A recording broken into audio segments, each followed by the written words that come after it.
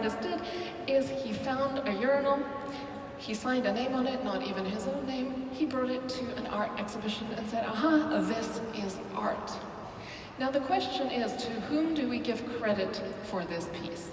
Do we give credit to Marcel Duchamp? Do we give credit to the toilet porcelain company? I would strongly urge us to call this a work of art by a human artist. Does it matter that he didn't sculpt it himself by hand? I don't think it should. In fact, some of that toil is keeping us between the idea and the execution, giving us less art in the world. Isn't it wonderful that he's got the opportunity not to have to make every single tiny thing from scratch, but rather to let his vision come to life quickly? That's what these AI tools are affording us as well. And so, I like a new word in this space. I like the word thunking, that's as opposed to thinking. In many tasks, there is both a thinking component and a thinking component. The thinking bit is understanding the why, the what needs to happen, figuring out what you would like to see in the world, what the solution looks like. And then thunking, that dull execution, thunk, thunk, thunk, like the sound of a brick hitting the ground.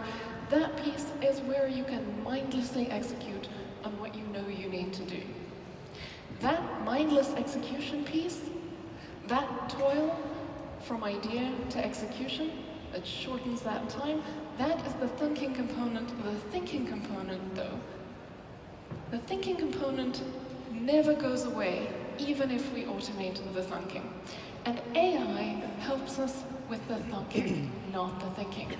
AI systems don't think. They don't think for us. If it ever looks like some thinking happened in there, that thinking happened way before it got to you.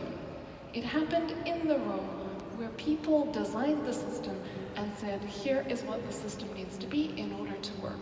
So when we allow an AI system to think for us, we're actually allowing the builders, the creators of that system to do our thinking. But that thinking stays 100% human, no matter where in the process it moves to. Whether it moves to far before you began the task, or whether you're the one who's doing it. The thinking piece is 100% human. It just moves around between humans.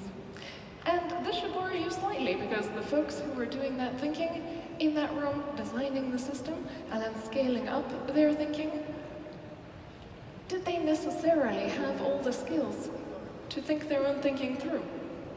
And this is going to be a big concern going forward.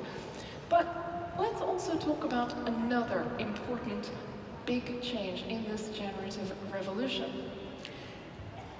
Today, AI is a raw material for all of us to use the way that we want to build on top of.